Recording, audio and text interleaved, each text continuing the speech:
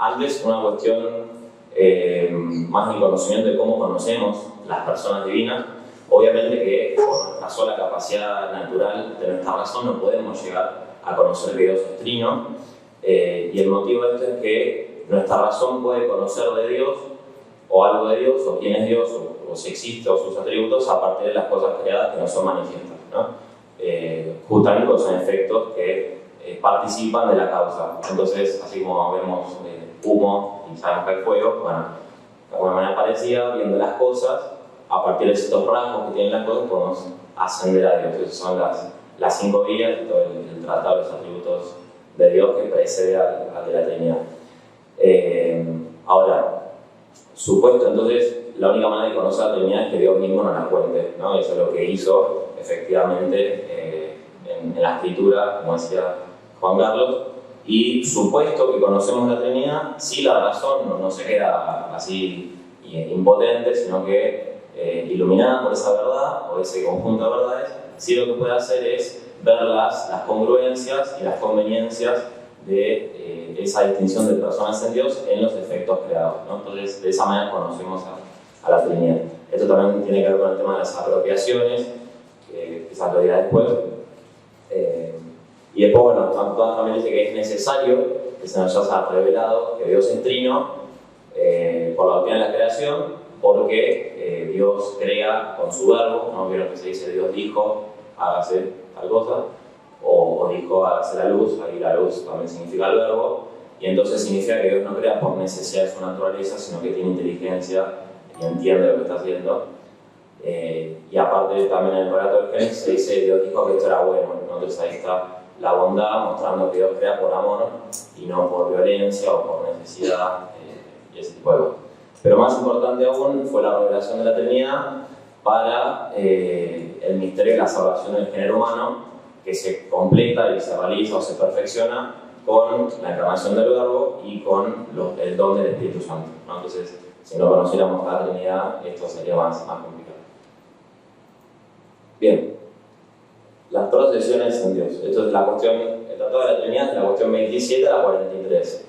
De la cuestión 2 a la 26 es de Dios 1, digamos. Entonces, están todos los atributos comunes a las 3 personas desplegados, y después San Tomás se concentra en las 3 personas que subsisten en esa única naturaleza compartida, ¿no? Entonces, tanto el Padre, el Hijo y el Espíritu Santo son simples, perfectos, buenos, inmutables, eternos, infinitos, omnipresentes, totalmente poderosos, conocen, ¿no? Aman los 3, pero se distinguen en algo. Bueno, ¿cómo explicar racionalmente en qué se distinguen 3 personas que comparten una única naturaleza? Bueno, repito, es misterio, pero bueno, algo podemos decir. Y lo primero que dice Santo Tomás en relación a eso es esta noción de procesión, ¿no? Él distingue 2 tipos de acciones en general. Las acciones transitivas, que son las que justamente transitan o pasan a lo exterior, a ellas mismas. Por ejemplo, el fuego, ¿no? Que calienta otra cosa, o por ejemplo la acción de edificar, termina en una casa construida, y entonces la perfección de la obra está afuera, ¿no? Eso en Dios pasa con las criaturas, ¿no? Hay una procesión transitiva de Dios que es hacia la creación, pero eso por ahora no importa. La otra acción es inmanente, que significa que permanece en el mismo agente que la hace, ¿no? Entonces, yo cuando entiendo algo, no pasa nada, nada sale de mí hacia el exterior, salvo que yo hable, sino que lo que estoy pensando permanece en mí, ¿no? Cuando yo amo, si bien hago cosas por el otro, también hay una permanencia del amor en mí, es algo mío, ¿no? Lo mismo la acción de ver. Cuando yo veo la pared sigue igual, el que cambia soy yo, ¿no? Bueno, hay 2 acciones inmanentes en Dios, que son 2 operaciones vitales, que se identifican con su esencia. Dios es inteligencia, no es alguien inteligente o alguien que tenga inteligencia, sino que Él es inteligencia, así como también es voluntad, y así como también Él es entender y Él es amor, todo eso se identifica con Él, así como también Él es lo que entiende y lo que ama, ¿no? Esto ya de por sí es difícil de entender, pero bueno, habría que explicar un poco más, pero es así. Ahora, esos actos de conocimiento y amor en Dios, respecto del mismo, entonces Dios se conoce y se ama perfecta y plenamente al mismo, producen hacen proceder en su interior dos personas, ¿no? Una es el Hijo, el Verbo o la imagen, que procede por modo del intelecto, ¿no? Cuando Dios se conoce a sí mismo, Él está en sí mismo como lo que se entiende en quien entiende, ¿no? Cuando imagínense una piedra, cierran los ojos, tienen la piedra en la cabeza, entonces al conocer uno produce una semejanza a lo que conoce en su mente, ¿no? Bueno, Dios, respecto del mismo, hace algo parecido. Se piensa al mismo y el fruto de ese conocimiento es algo que comparte su naturaleza, por eso es su Hijo, y algo que lo refleja, por eso es su imagen, y es como la palabra que Él dice respecto de Él, por eso es la Verbo, ¿no? Bueno, pero luego sería para otro capítulo, ahora vamos al Espíritu Santo. El Espíritu Santo procede por modo de la voluntad, ¿no? Entonces Dios se ama a sí mismo y cuando uno ama a alguien, esa persona está como impresa o grabada en el corazón, ¿no? De hecho decimos, llevo a alguien en mi corazón, o te tengo en mi corazón, o cuando algo nos apasiona mucho, lo sentimos en el pecho, ¿no? En el corazón. Entonces, el amor que Dios tiene en sí mismo produce este efecto. No es un efecto, pero bueno, produce este fruto que es el Espíritu Santo, ¿no? Bien. De estas dos procesiones inmanentes que hay en Dios, se dan 4 relaciones de oposición, ¿no? Que son del Padre, ¿no? Que se conoce a sí mismo, y el Hijo, que procede por medio del intelecto. Entonces, la relación del Padre con el Hijo se llama paternidad, y la relación del Hijo con el Padre se llama filiación, ¿no? Esas dos relaciones nacen de esta procesión por medio del intelecto que se llama generación. Se llama generación porque es justamente una emanación en Dios que comparte su naturaleza. Bien. Después, la procesión del Espíritu Santo, que se llama expiración, porque expiración, dice Santo Tomás, significa cierto impulso a un movimiento que tiene que ver con la voluntad. Entonces, la relación del Padre y el Hijo, la relación del Padre y el Hijo hacia el Espíritu Santo se llama expiración, ¿no? El Padre y el Hijo expiran al Espíritu Santo, y la relación del Hijo con el Padre y el Espíritu Santo se llama procesión, ¿no? Bien. Esas relaciones, hay una que no es real, o sea que se identifica con lo que Dios es, que es la de procesión, la expiración, porque es compartida por el Padre y el Hijo, ¿no? Las únicas 3 que se distinguen realmente son la paternidad, la filiación y la procesión, ¿no? Entonces, ¿cómo distinguimos 3 sujetos, 3 personas, 3 hipóstasis en Dios? La única manera que tenemos de hacerlo es con las relaciones de oposición según el origen, ¿no? Entonces, el Padre es distinto, realmente, son personas realmente distintas, aunque no dos realidades distintas, es una persona realmente distinta a la del Hijo, en cuanto que se opone a ella como el principio a lo que procede de él, ¿no? Y el Padre y el Hijo, lo mismo respecto al Espíritu Santo, y el Espíritu Santo se distingue del Padre y el Hijo en cuanto que procede de ellos, ¿no? Bueno, esas relaciones de oposición que se dan en Dios es la única manera conceptual, digamos así, que tenemos para hacer una distinción entre las 3 personas. Esto no es una idea original de Santo Tomás, ya aparece en San Basilio de Cesarea y después se desarrolla, pero sí lo que se origina en Santo Tomás es un poco esto, que es que no solo lo que distingue a las 3 personas son las relaciones de oposición que tienen según cuál proceda de cuál, sino que las 3 personas son las relaciones en cuanto a que subsisten. Yo, por ejemplo, soy amigo de tal persona, y esa relación a mí ciertamente me configura, me cambia, pero no me hace ser quien soy, ¿no? Y esa relación no es subsistente. Lo que es subsistente soy yo, que soy una persona, me llamo Juan, entonces yo digo Juan se relaciona y es amigo de tal, ¿no? Entonces la amistad que yo tengo con alguien es algo mío, no soy yo. Si no, yo me llamaría amistad, o yo me llamaría amigo de Pedro, y yo no me llamo Juan, que soy amigo de...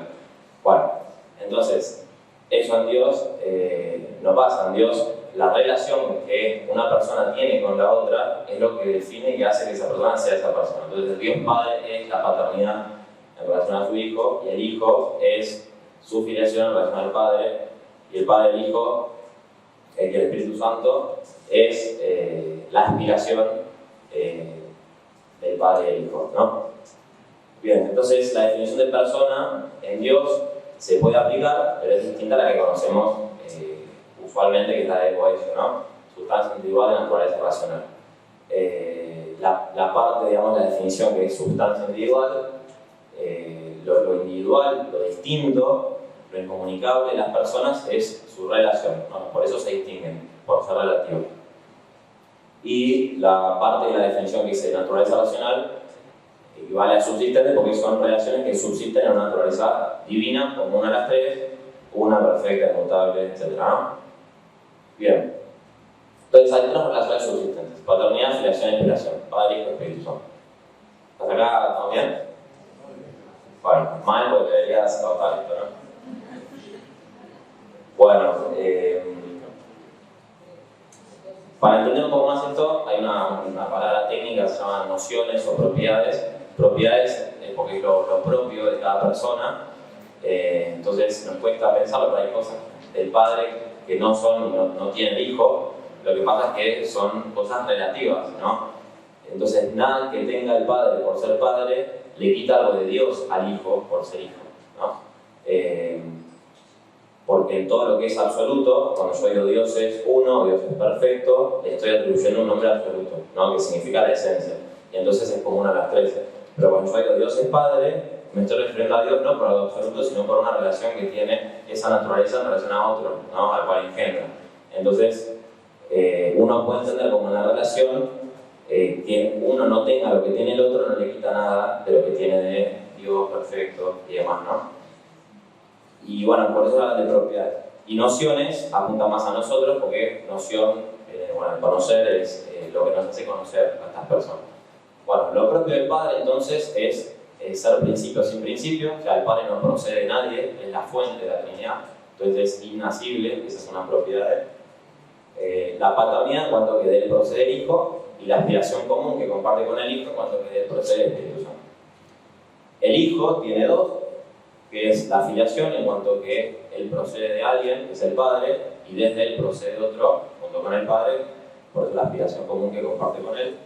Y el Espíritu Santo procede del Padre y del Hijo, esa es la procesión, y de él no procede nadie, ¿no? Es principiado, no principio, ¿no? Bien. Entonces son 5 propiedades o nociones en Dios que nos ayudan a distinguir cuál es lo propio de cada uno. Bien, esto se pone para atrás.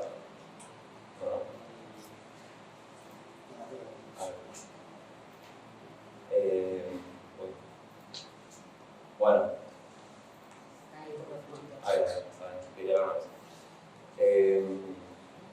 bien, después de que Santo Tomás dice estas cuestiones más generales a las 3 personas, entonces ya ahí podemos decir que el Espíritu Santo, bueno, tiene que ver con el amor, con la voluntad, con la tendencia, porque la presencia del amado en el que ama es cierta tendencia hacia él, ¿no? Es como que el amor te impulsa hacia lo que vos amás, y el conocimiento al revés, trae lo que vos conoces hacia vos, ¿no? Yo conozco algo, lo traigo hacia mí. En cambio, la presencia, y eso produce una presencia de semejanza. En cambio, la presencia afectiva de alguien me impulsa, me mueve, me tiende hacia la persona que yo amo, ¿no? Y entonces el Espíritu Santo tiene que ver con eso.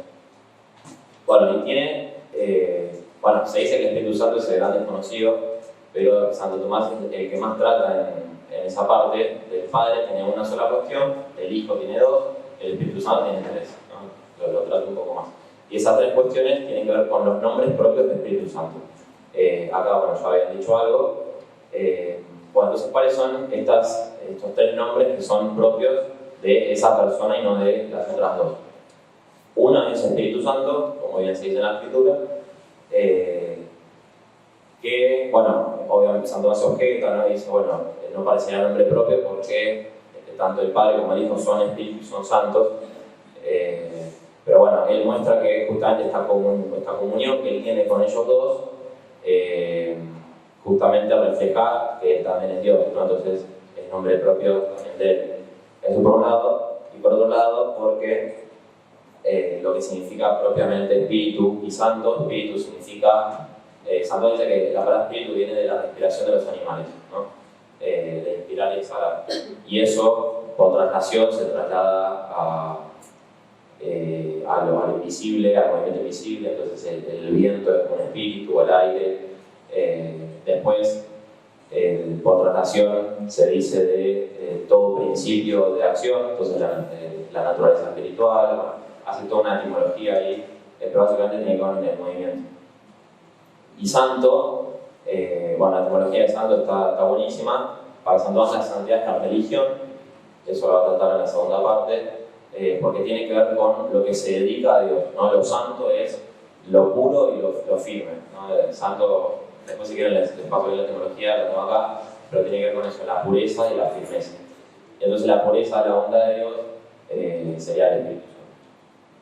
Bueno, y después se llama Espíritu Santo, en este nombre un poco más común con las otras personas, porque procede de ambos, ¿no? Bueno, y acá hubo una disputa en un credo que decía que el Espíritu Santo procede del Padre y nada más, y más adelante se añadió y del Hijo, ¿no? Filioque significa eso, filio, hijo, pues, y del Hijo. Bueno, entonces ahí hubo toda una disputa de si había que agregarlo o no, y San Tomás está convencidísimo de que se haya que agregarlo, ¿no? De que el Espíritu Santo procede del Padre y del Hijo. ¿Por qué razones? Primero porque si no, no se distinguiría del Hijo, ¿no? Como las personas solo se distinguen por relaciones de oposición de origen, si no hubiese una relación de oposición entre el Hijo y el Espíritu Santo, o sea, si uno no procediese de otro, no sería la misma persona, no sería la misma persona. Entonces, nadie dice que el Espíritu Santo, que el Hijo procede del Espíritu Santo, entonces hay que decir que el Espíritu Santo procede del Hijo. Después, porque en la misma escritura se dice, por ejemplo, el Espíritu de Cristo o el Espíritu del Señor, o por ejemplo, yo y mi Padre les enviaremos otro Paráclito, ¿no? Entonces es el Hijo y el Padre que envían al Espíritu Santo, y esas manifestaciones en economía de la salvación que están en la Escritura nos dicen algo de lo que pasa eternamente en la vida de Dios, ¿no? Y por último, porque como no se llama lo que no se conoce, y el verbo tiene que ver con la inteligencia del Espíritu Santo, con el amor, tiene sentido que como el amor procede del conocimiento, bueno, el Espíritu Santo proceda del verbo, ¿no? Bueno, otro nombre propio del Espíritu Santo es amor. Acá San Tomás y en varios lugares nota que para todas las dimensiones afectivas nos faltan nombres, ¿no? Nosotros para lo intelectual tenemos más nombres, entonces nosotros decimos inteligencia, entender, concepto, que para él decir concepto vieron que viene concebido, ¿no? Tiene esa idea también, el verbo. En cambio para la inteligencia, para la voluntad no tenemos voluntad, amar o querer, y para lo amado, pero en cuanto presente en quien ama, no hay una palabra, ¿no? No hay un concepto afectivo, o sea, sí existe, pero no tenemos una palabra para designarlo. Bueno, amor, uno dice Dios es amor, dice San Juan. Entonces amor significa la misma esencia de él. Lo que es amor tiene varios significados porque no tenemos varias palabras para designar el amor en cuanto es la esencia de Dios, el amor en cuanto es la persona del Espíritu Santo, el amor en cuanto que es un acto.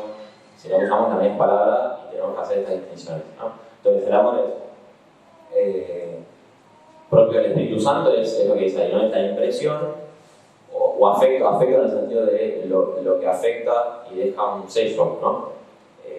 De la cosa amada en el que ama.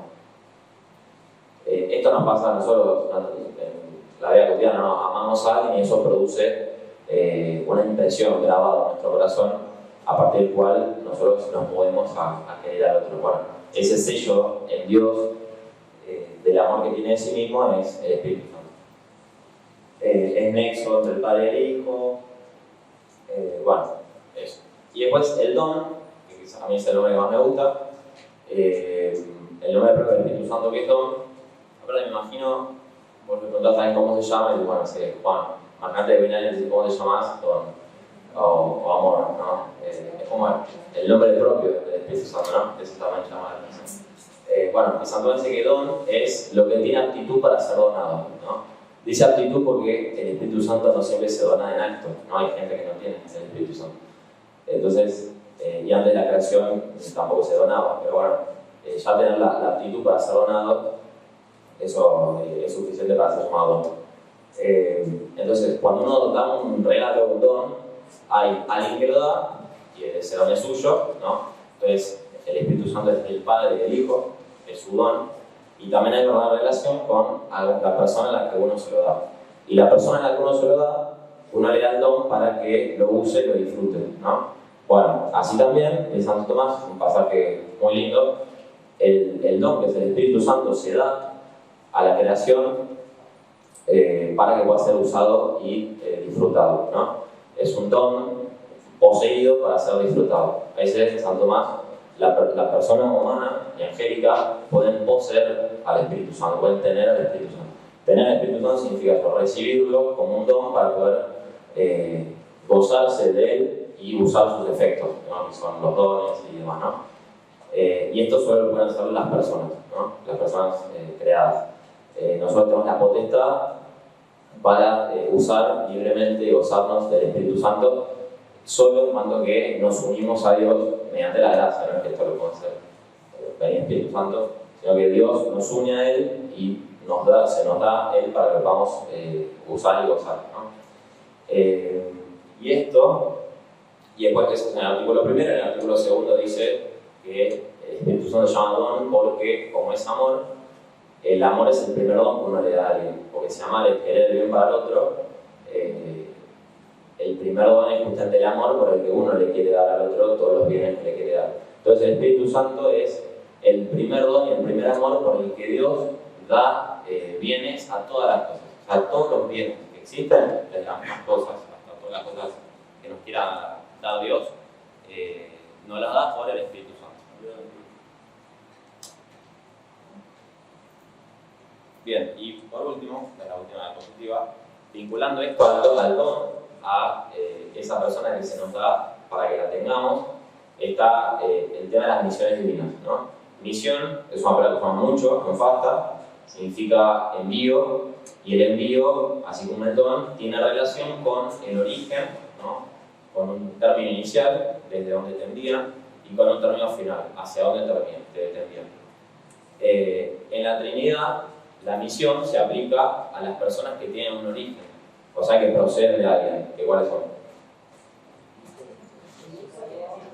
El Hijo y el Espíritu Santo. En ningún lugar de la Escritura se dice que el Padre es enviado, ¿no? Sí se dice que el Hijo es enviado y que el Espíritu Santo es enviado. Y eso es porque la economía refleja lo que se da en la Trinidad. En la Trinidad los que proceden, los que son enviados, son el Hijo y el Espíritu Santo. Ahora, cuando uno es enviado a un lugar en el que no estaba, ¿no? Y el Santo Tomás dice, la Trinidad está en todas partes, ¿no? Acá está la Trinidad, no está contenida en el vaso, sino que está conteniendo el vaso y dándole el ser, creándola. Entonces, el Hijo y el Espíritu Santo ya están en mí.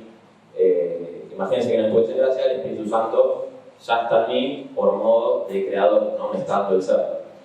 Pero hay un segundo modo de presencia, o sea, el Espíritu Santo va a estar de un modo nuevo donde ya estaba, poniendo un efecto nuevo en la criatura, ¿no? Entonces, la misión divina es la procesión eterna del Espíritu Santo y el Hijo, sumándole, digamos así, un efecto en el tiempo, ¿no? Por eso la misión del Hijo y del Espíritu Santo no produce ningún cambio en Dios. El Hijo y el Espíritu Santo no cambian por ser enviados al mundo. Los que cambian somos nosotros, ¿no? Bueno, según cuál sea ese efecto que ponen en la creación para estar presentes de un modo nuevo en las cosas, es que hay dos tipos de misiones de Dios. La visible, ¿cuál es?